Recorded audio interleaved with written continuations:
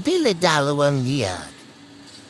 Video tayo ay magbili ng 1 kilo niyog, ating pagata. Kaya maglandang tayo. Yan po yung ingredients ng landang. Yan po ang original landang, guys. Galing po ng Bohol. Ito yung mga ingredients ng landang. 1 kilo landang, 1/2 kilo sugar, to 2 niyog nagagatain, saging, kamuti, gabi or obi. Pero yung andito sa hindi, guys, is saging lang.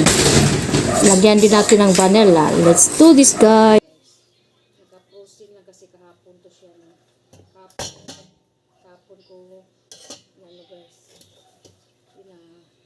nagata. Kaya na-process siya. Ito yung ano natin, guys. Ito yung pangpalab.